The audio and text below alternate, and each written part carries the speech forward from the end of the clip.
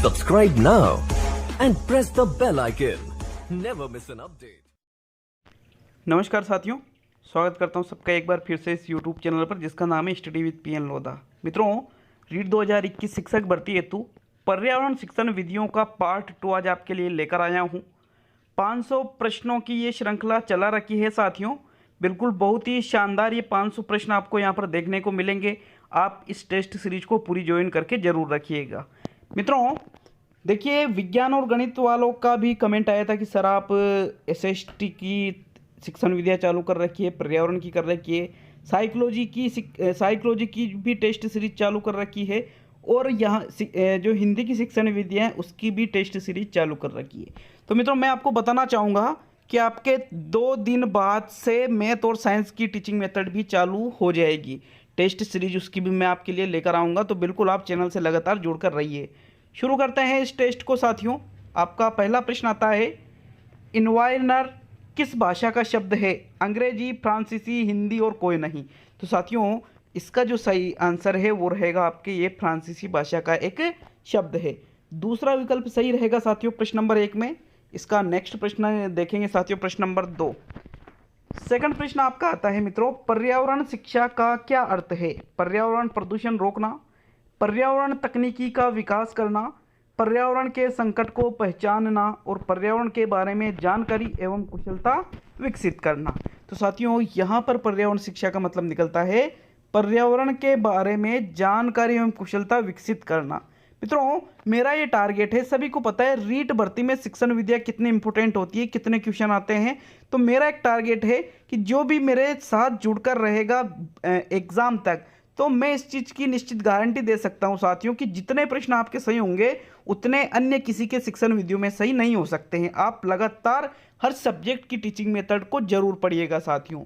Next प्रश्न 3 पे चलते हैं। आपका तीसरा प्रश्न है, पर्यावरण शिक्षा का पाठ्यक्रम होना चाहिए, एक समान होना चाहिए, आयु के अनुसार होना चाहिए या शैक्षिक स्तर के अनुसार होना चाहिए या आयु एवं शैक्षिक स्तर के अनुसार होना चाहिए? तो मित्रों पर्यावरण शिक्षा का पाठ्यक्रम आपके आयु एवं शैक्षिक स्तर के अनुसार होना चाहिए। विकल्प चौथा सही है मित्रों प्रश्न नंबर 3 में। किसी प्रश्न पर कंफ्यूजन हो तो बिल्कुल आप कमेंट बॉक्स में जरूर कमेंट करके जाए। बिल्कुल मित्रों मैं हर एक कमेंट पढ़ता हूँ, हर एक कमेंट पढ़ता हूँ, बिल्कुल इस चीज़ को ध्यान रखना आप।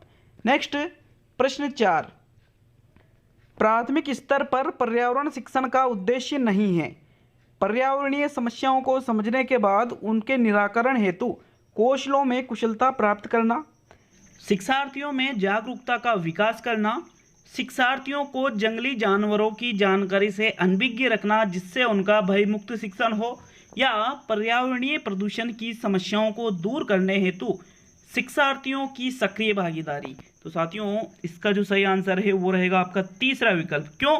क्योंकि जो प्राथमिक स्तर पर पर्यावरण शिक्षण है उसका ये कोई उद्देश्य नहीं है कि जंगली जानवरों की जो जानकारियां हैं उनसे अनभिज्ञ रखो, मतलब उनको वो बताओ मत, ऐसा नहीं है साथियों। तीसरा विकल्प आपका सही रहेगा, ये इसका कोई उद्देश्य नहीं है। नेक्स्ट प्रश्न 5 देखेंगे, पर्यावरण शिक्षा से क्या आशय है? पर्यावरण संबंधी जानकारी, पर्यावरण के प्रभाव की जानकारी, पर्यावरण प्रदूषण प्रभाव एवं नियंत्रण की जानकारी और उपयुक्त सभी। तो साथियों यहाँ पर आपका चौथा विकल्प सही है, उपयुक्त सभी। ये जो चीज़ें हैं ये पर्यावरण शिक्षा के अंतर्गत आ जाती है कि पर्यावरण संबंधी जानकारी हुई, पर्यावरण के प्रभावों की जानकारी है, पर्यावरण प्रदूषण प्रभाव और नियंत्रण की जानकारी है। ये सभी चीज़ें किसके अंतर्गत आ जाती है साथियों? पर्यावरण शिक्षा के अंतर्गत आ जाती है। नेक्स्ट प्रश्न नंबर 6 पे चलते हैं साथियों। आपका 6वां प्रश्न है, कुमारी हेलन पार्थस्ट ने किस विधि का निर्माण किया? मोंटेसरी विधि, डाल्टन विधि, किंडरगार्टन विधि और प्रोजेक्ट विधि। तो देखिए मित्रों मोंटेसरी विधि तो मोंटेसरी ने दी है, किंडरगार्टन विधि फ्रोबेल ने दी है, प्रोजेक्ट विधि किलपेट्रिक ने दी है और जो डाल्टन विधि है ये कुमारी हेलन पार्थस्ट ने दी है। तो विकल्प नंबर 2 सही है साथियों आपका प्रश्न नंबर 6 में। कौन सा विकल्प सही है? सेकंड विकल्प। नेक्स्ट प्रश्न 7 देखेंगे। आपका 7वां प्रश्न है, पाठ्य सहगामी क्रियाओं का प्रमुख उद्देश्य क्या होता है? विकल्प है आपके विद्यार्थियों के विकास को संवर्धित करना, विद्यार्थियों को विद्यालय छोड़ने से बचाना, विद्यार्थियों को उन्नतिशील विद्यालयी वातावरण प्रदान करना और विद्यार्थियों में अनुशासनहीनता की समस्याओं का निदान करना। हो सकता है आपको चारों विकल्प सही लग रहे हो, लेकिन इनमें से एक विकल्प का चयन करना है जो सबसे बेस्ट है। साथियों, इसका प्रथम विकल्प सही है, विद्यार्थियों के विकास को संवर्धित करना। मतलब जो बालकों का जो विकास है उसको और आगे बढ़ाया जाए, इसलिए पाठ्य सहगामी क्रियाएं आयोजित की जाती है। तो साथियों, प्रथम विकल्प सबसे बेस्ट आंसर रहेगा, 101% प्रथम ही आंसर रहेगा इसका। हो सकता है आपको तीसरा आंसर सही लग रहा हो सकता है आपको दूसरा और चौथा आंसर भी सही लगता हो, लेकिन प्रथम सबसे ज़्यादा बेस्ट है। नेक्स्ट, प्रश्न नंबर 8। एक अध्यापक को कक्षा में पर्यावरण पढ़ाते समय सबसे अधिक प्रसन्नता तब होती है जब सभी छात्र शांत होकर ध्यानपूर्वक सुने, या ब्लैक बोर्ड पर लिखे गए कार्य को सभी छात्र अपनी उत्तर पुस्तिका में लिखते हैं, या फिर छात्र एक दूसरे से पूछकर लिखते हैं, या शिक्षण के समय छात्र प्रश्न पूछते हैं। तो साथियों, एक अध्यापक है जो कि कक्षा में पर्यावरण पढ़ा रहा है बच्चों को, उसको सबसे ज़्यादा प्रसन्नता तब होनी चाहिए जब शिक्षण के समय छात्र उनसे प्रश्न पूछे। मतलब प्रश्न कब पूछेंगे? जब उनका पूरा ध्यान क्लास में रहेगा, तभी तो प्रश्न पूछेंगे बच्चे अध्यापक से। इसलिए साथियों, चौथा विकल्प सही है कि मतलब जो बालक है वो पठन में या रुचि लेते हैं, इसलिए आपका चौथा विकल्प यहाँ सही माना जाएगा। नेक्स्ट, प्रश्न 9। कक्षा में प्रजातांत्रिक पर्यावरण की प्रमुख भूमिका है, ये की प्रमुख भूमिका है। विद्यार्थियों के बहुमुखी व्यक्तित्व का विकास, विद्यार्थियों में अपेक्षित अभिवृत्तियों का विकास हो, एक व दोनों और इनमें से कोई नहीं। तो साथियों, प्रजातांत्रिक पर्यावरण की या तीसरा विकल्प सही है, पहला भी और दूसरा दोनों ही ये प्रमुख भूमिका के अंतर्गत आ जाते हैं कि भाई उनका व्यक्तित्व का विकास भी हो और उनकी अपेक्षित अभिवृत्तियों का भी विकास हो साथियों। इसलिए विकल्प नंबर 3 आपका सही है प्रश्न 9 में। नेक्स्ट, प्रश्न 10 पे चलते हैं। निरंतर और व्यापक मूल्यांकन में निरंतर शब्द प्राथमिक स्तर पर किस प्रकार के मूल्यांकन का प्रतिनिधित्व करता है? अधिगम में मूल्यांकन, अधिगम के रूप में मूल्यांकन, अधिगम के लिए मूल्यांकन और अधिगम का मूल्यांकन। तो जो निरंतर शब्द है वो लगातार, ठीक है, लगातार, ये तो मुझे विकल्प ही गलत है ऐसा लग रहा है, लेकिन साथियों फिर भी आपका जो तीसरा विकल्प है अधिगम के लिए मूल्यांकन, ये इसका बेस्ट आंसर यहाँ पर रहेगा।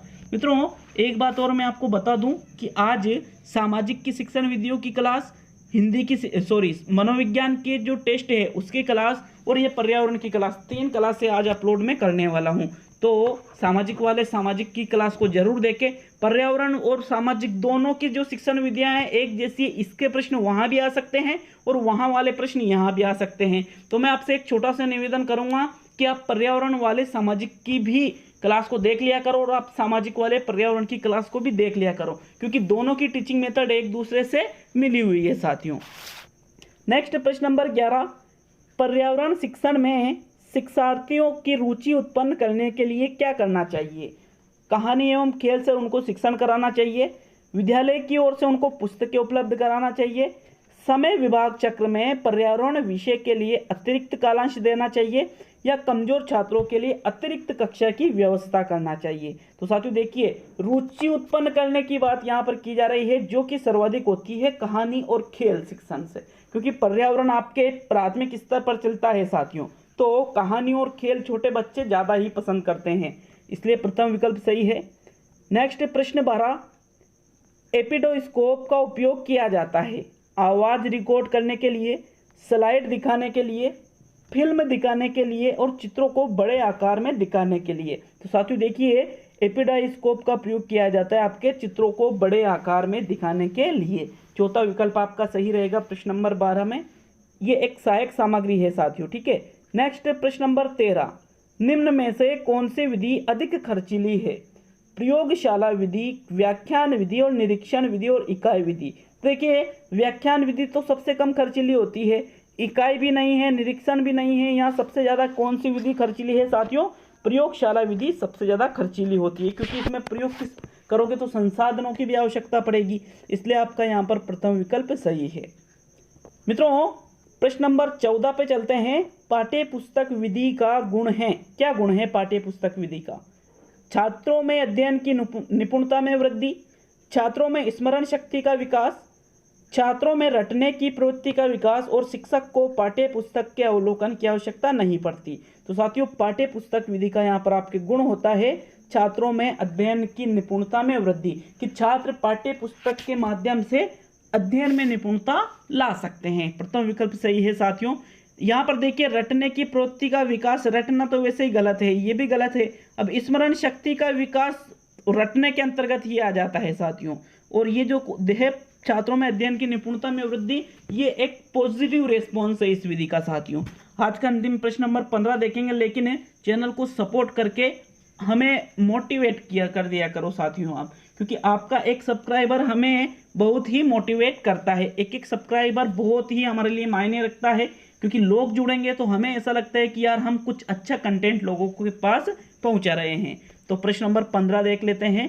शिक्षण का प्रथम चरण है पहले से योजना बनाना, पाठ्य पुस्तकों को सुसंगठित करना, शिक्षार्थियों की पृष्ठभूमि जानना और इनमें से कोई नहीं। तो साथियों, शिक्षण का प्रथम चरण होता है पहले से योजना बनाना, कि हमें क्या पढ़ाना है, कैसे पढ़ाना है, किस तरह से हम बच्चों को पढ़ाएंगे, आखिर हम इसको क्यों पढ़ा रहे हैं, बच्चे इससे क्या सीखेंगे। तो ये सभी चीज़ें योजना के अंतर्गत आ जाती है, इसलिए प्रथम विकल्प सही रहेगा। तो साथियों, मिलते हैं अगली क्लास में। सामाजिक की शिक्षण विधियों की क्लास और मनोविज्ञान की जो टेस्ट सीरीज है उसकी क्लास को भी आप जरूर देखें। बहुत बहुत धन्यवाद मित्रों।